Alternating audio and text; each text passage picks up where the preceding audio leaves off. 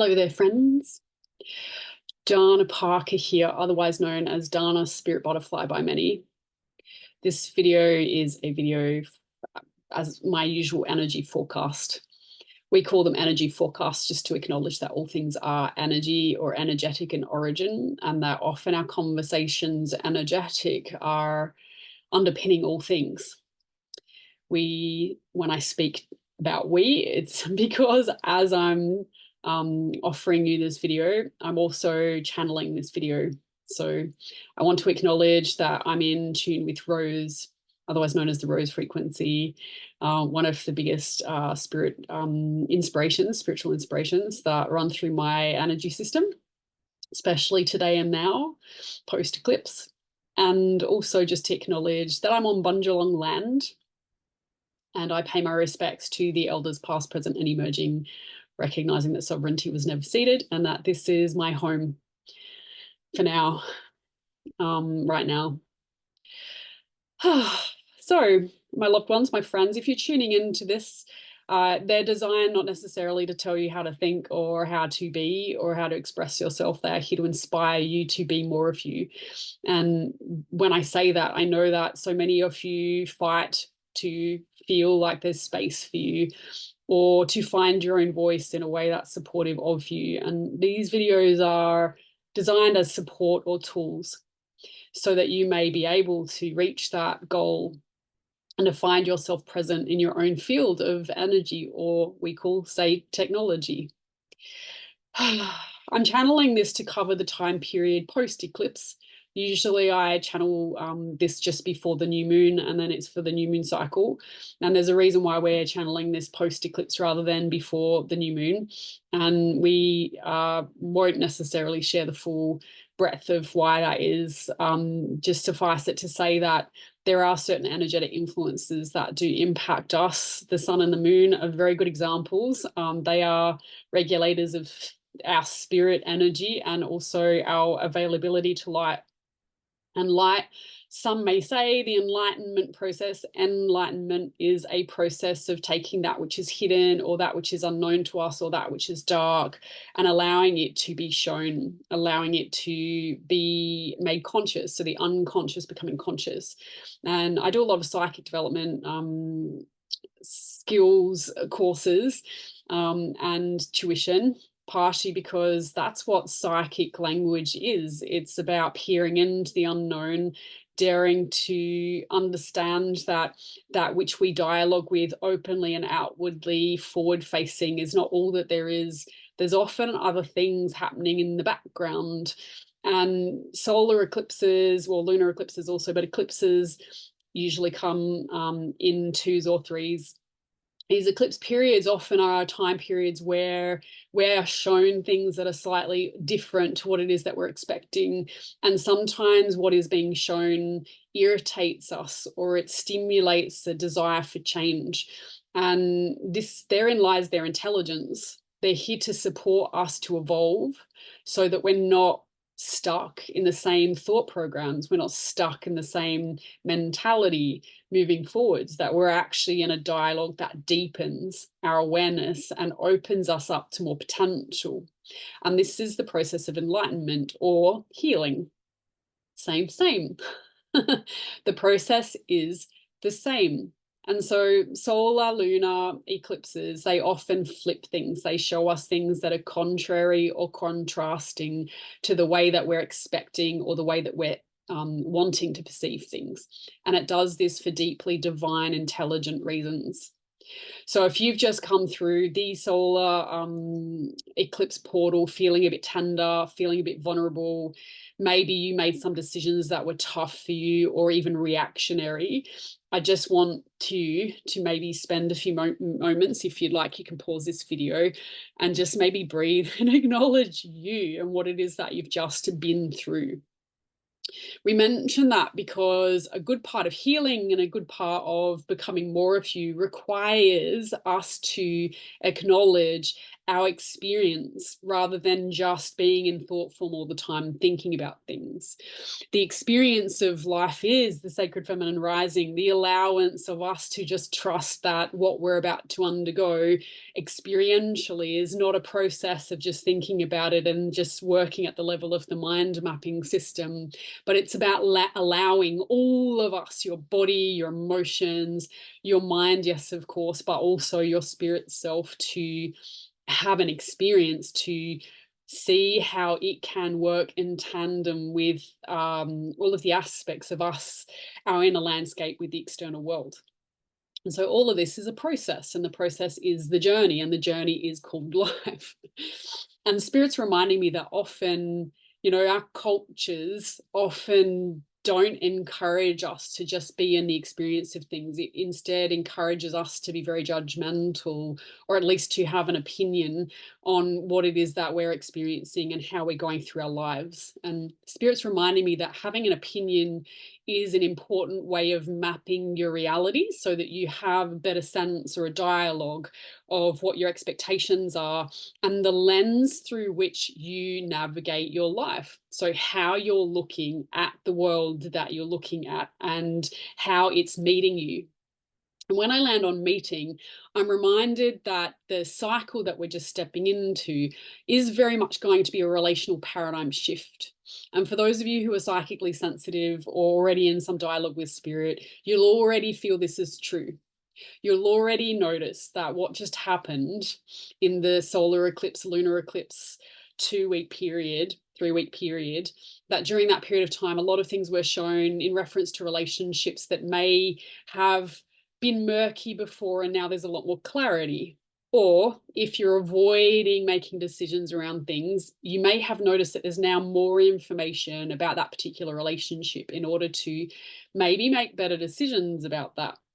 Now, Spirit is reminding me, Rose is reminding me that it's an act of courage to be able to make a decision about how to navigate your relationships moving forwards in a way that honors and serves and supports you, rather than just pandering to other people's expectations on you.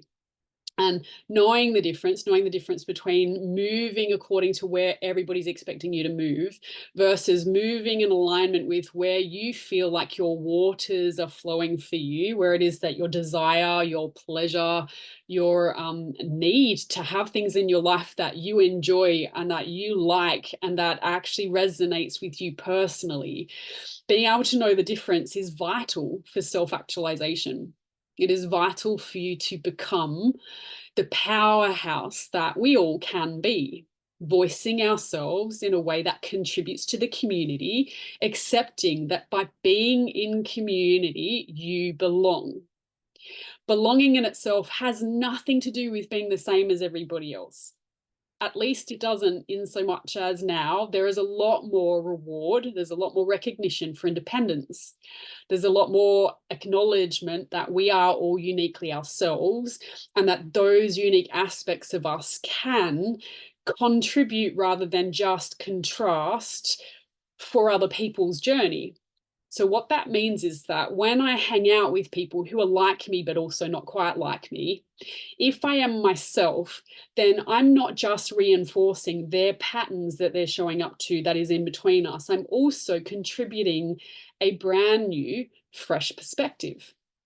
Now, with relating, it can be a bit challenging here because so many of us have such a deep need to be voiced, such a deep need for independence and to be seen in our own selves, right? Call it past life trauma if you like. I believe past life is any time from now past. So this encompasses also your childhood trauma. It also encompasses your ancestral inherited programs, anything that's ever happened that forms a part of your technology as you are, as you show up, as you express yourself now. All of this stuff contributes to your unique matrix. It contributes to your unique voice. It is by divine design here to contribute to the community. And if you aren't comfortable yet voicing those things in safe ways in front of people who may have contrasting views, I understand you. I understand why it's safe for you to navigate your reality hidden until you feel some level of confidence to be able to speak your truth. But understanding how relationships involve two people in a dialogue that ideally creates space enough for both to be seen, heard, and feel held by the other, then this is great. But so many of us disallow this experience, either by pushing our agenda forward too full, too much, too soon, before even we're ready to declare them, because we're not having a dialogue, or because somehow we have this deep need to prove ourselves, or contrastly, the exact opposite. We create absolutely no space for ourselves, and we let everybody else fill the space without actually using your verbal language skills to ask or to create some space for your voice to be heard. And if you're in a dialogue with someone right now who creates absolutely no space for you to have your dialogue in front of them, then that might be a great inspiration for you to get better at honoring yourself and not abandoning yourself, and instead saying, you know what, I actually feel like I'm going to go somewhere where my voice is heard. And if your voice cannot be heard in the current relational paradigms that you're in, and if you can't find any that will allow that for you right now, then the practice is to be that for you. The practice, the most divine gift you can ever give to yourself, is deep listening to your own dialogue. And so with that, we're going to slowly wrap this video up. Firstly, though, we just want to affirm a few of the astrological movements. Now, I'm not an astrologist. I don't believe in making your life move because of astrology. Astrology just acts as independent magnetic resonances that open up particular doorways to certain types of experiences. And the best way to dance with astrology is not to get too predictive with it, is rather to sit back and notice what you're noticing about your experience as you're experiencing it. And when you sit with that, allowing your experience to voice and your experience to move through the astrological alignments, taking note of how this moves for you. I have a diary that I've actually got some of the astrological movements in them, just so that I know that today the sun is moving in Taurus. Those aspects, they're just a way of keeping us in conversation with the available resource that surround us. It is not there for you to manipulate the time-space continuum in order to get your needs met. Your needs should be met today in any way anyway. And what I mean by that is that it is possible, or rather I should pose to you the question, is it possible that even when you feel like your needs aren't getting met, that your needs are being met on some level? On some level, are your needs getting met? Are you just not acknowledging where they are being met? That is maybe the dialogue for you for the next month. As we move the sun, of course, in Taurus on the 20th of April. It's in Aries at the moment. We've just entered a new moon in Aries with the solar eclipse. So whatever it is that just shifted for you will take about 6 months to integrate. It'll move pretty much until the next eclipse cycle, because that's often the way that these things work. And I think the next eclipse season is in October, but don't quote me on that because I didn't look that up before I got online. The full moon is in Scorpio, and that's going to be on the 24th of April here in Australia. So it might be on the 23rd of April if you're somewhere else in the world. And usually the full moons are about highlighting what is here in reflection of perhaps the things that you're not looking at. And when you have a regular spiritual practice to anchor your energy and find out where your earth frequency lies for you, so where your body is and where your presence is and what is dialoguing with you today, then full moons can be amazingly illuminating and very supportive. And if you don't have any earthing grounding practice to keep you in tandem with the earth plane, that which exists outside your window, that which involves the birds and the trees and the plants and the flowers and all those beautiful things, the sun and the rain and all the rest of it, if you have no dialogue there, then you will find full moons can be a bit ungrounding and unsettling, or it'll act in your unconscious. And that's where a lot of people get overwhelmed and feel unsafe. So full moon in Scorpio, it's always a deep journey, relational journey. It'll be one about how your body is in relationship to the earth and also to the people in your experience. So the next 2 weeks, very much relationships to the fore, very much about how you're navigating your reality in reference to other.